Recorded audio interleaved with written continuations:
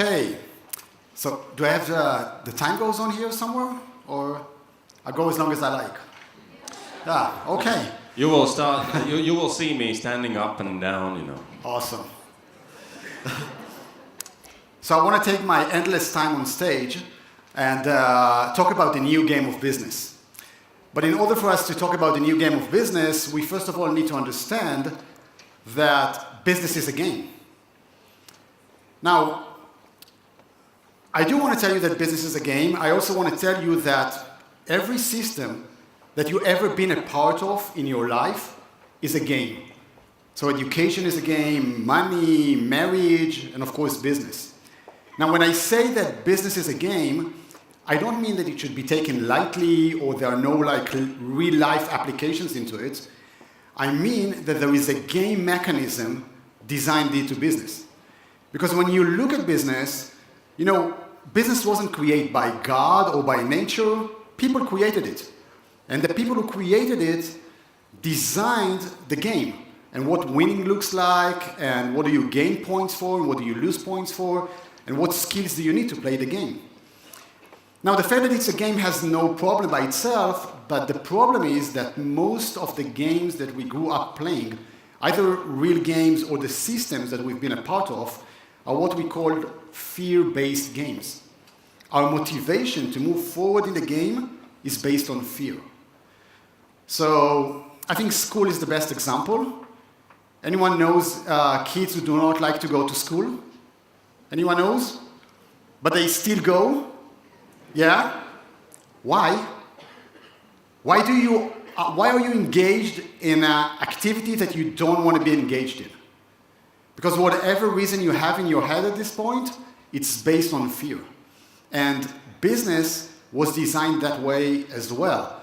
And if I take you a bit back, maybe to one of your earliest memories regarding business, I'm sure most of you played Monopoly. Who played Monopoly ever? Okay, I'm sorry for you guys as well. So, how do you win the game of Monopoly? So if you have about 7 hours to spend, the only way to win Monopoly is by making sure all the other players are bankrupt. Wow, what a powerful life lesson, huh? Now, maybe it was okay if it was, remained in the boundaries of the board, but the problem is that we copy-paste it and we put it into business and we actually playing business as a competition. We do believe that this is how the game should be played. But in my talk, I want to emphasize one thing. You can play business as a competition, but competition is for amateurs. Competition is the wrong business strategy if you want to be successful in the new game of business. Because first of all, in order for us to understand if it's possible to play competition, we need to understand what kind of a game business is. Well, business is an endless game. It goes on and on and on and on as a game. So how can you win an endless game? It has no end game. So it's basically impossible to win. Not only that it goes on and on and on, it's an ever-expanding game. This is, according to the World Bank, the GDP, the global GDP for the past 50 years. So for the past 50 years, our global pie of possibilities and resources grew by 8 times bigger than it was 50 years ago. So if you're focusing on competition, basically what you're saying is, I'm gonna fight with someone else over the existing pie that was existed 50 years ago, right there around 65, instead of tapping into the 7 new amazing pies that were created in the market since then. Because if we are focusing on evolvement and growth, we don't care about the competition. We care about creating new resources and new value and tap into this one. So maybe life is a competition. Do you think life is a competition? Well, what kind of a game life is? Life is a time-limited game. You want to get whatever you set as your goal before the time is up. The only problem is, no one tells you when the time is up. But that's the game. So the best strategy to play life and business is as a collaborative quest, to put our strengths together and overcome the challenges that life and business puts in front of us so we can create something of a value. So how does the new game of business looks like, and what is the best strategy, what we should focus on? So number one, it's a disruptive economy, it's a disruptive game. The most successful companies nowadays are the most disruptive ones. From SpaceX and Tesla to Amazon and Facebook and Google, those are the companies who are not afraid to question the status quo of things.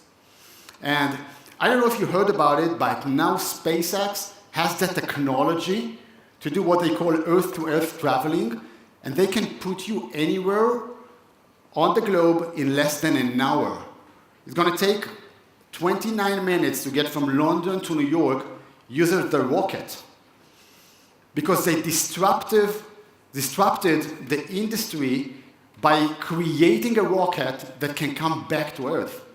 So if you can send it to Mars and it can come back, if you've seen the Falcon Heavy launch, then you can also bring it back to Earth after 30 minutes and land in New York, which is amazing. They're making the world a very, very small village physically. Now, almost every company that I ever come across, and I get to meet tons of companies all around the globe, everybody would like to be as innovative as SpaceX or Tesla. What they usually miss is that you have to, first of all, have the mindset of Tesla and SpaceX to be that innovative. Because I don't know if you know that, but Tesla and SpaceX, Elon Musk basically, they put out all their IP so anyone can use it. No more patents. Are you willing to do so? Because first you have this mindset and then you become this disruptive and this creative. Be ready to do it. Second element of the new game is that it's very, very social. But the fact that it's very social means that, first of all, nowadays, you build a community, and then you build a product. Now, when you build a community, it has nothing to do with the competition, because community is not being created by being better than the other one, or cheaper than the other one. It's been created only if you have honest communication, bringing real value, and in return, you get real engagement from your customers. And this is how you do it. And platforms like Facebook and Twitter and Instagram are usually the platforms. Now, I think Facebook is a great example to understand, can you win a competition in business? What do you think? Do you think Facebook is winning the game or losing the game? What are they? Well, if you'll ask me and people my age, definitely Facebook is winning the game. It's the leading platform for us. If you ask my daughter, who's 14, for her, Facebook is not even in the game. So is Facebook winning or losing the game? Depends on the frame that you take to look at a specific moment. But using those social medias means that you must create, first of all, the community, bring real value into it, and it has nothing to do with competition. The third element is creativity.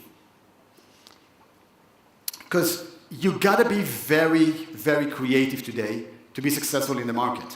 And again, creativity has nothing to do with the competition. Because you never come with a good idea if you're focusing on doing something better than someone else. Because creativity comes within. It's an inner generator that really creates the environment alongside with the right culture that will allow you to bring into the market creative ideas.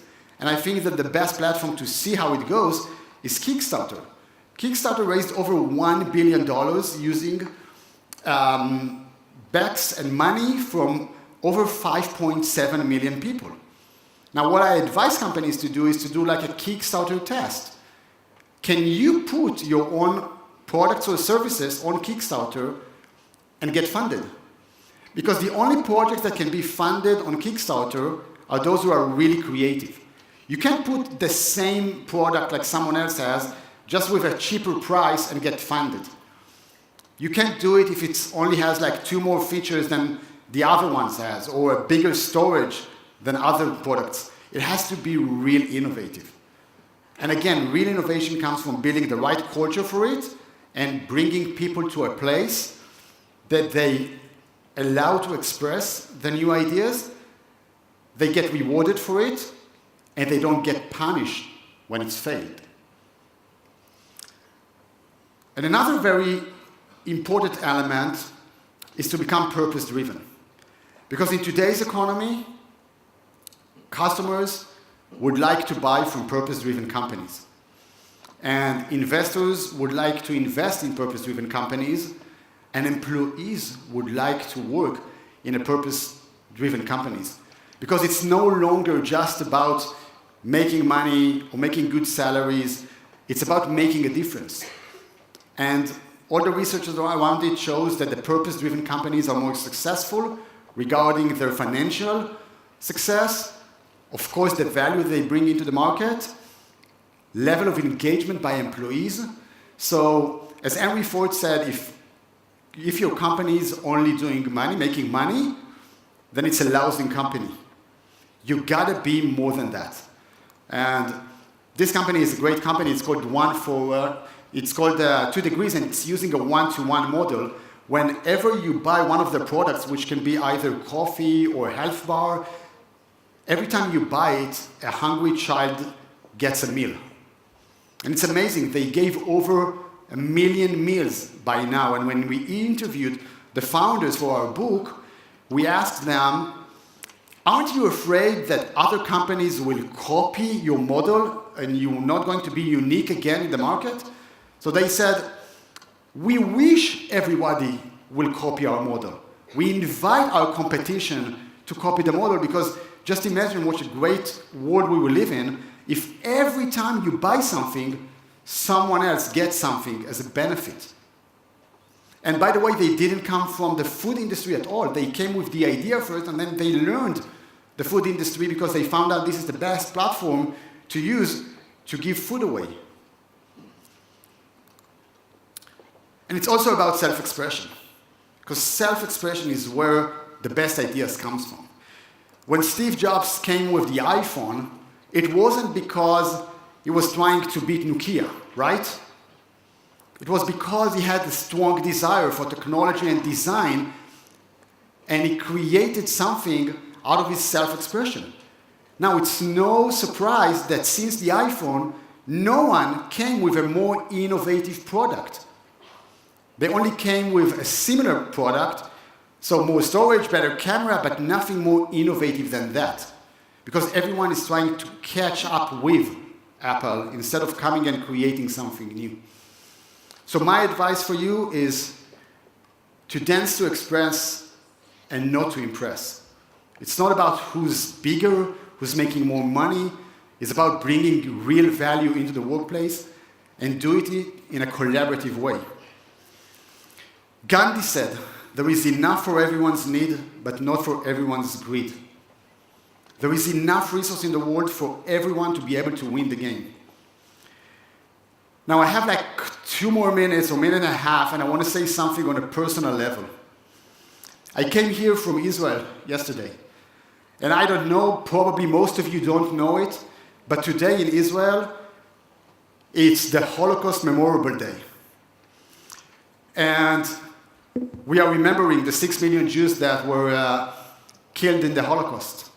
60,000 Jews were killed in RÍGA by the Nazis during the Holocaust, out of a 70,000 community.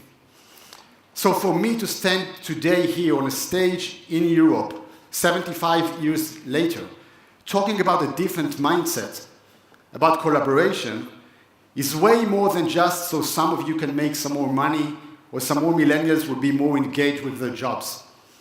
It's really a matter of life and death, so we can create a smarter world to live in, so we can together, in a collaborative way, create a world that our kids brings more value and more purpose.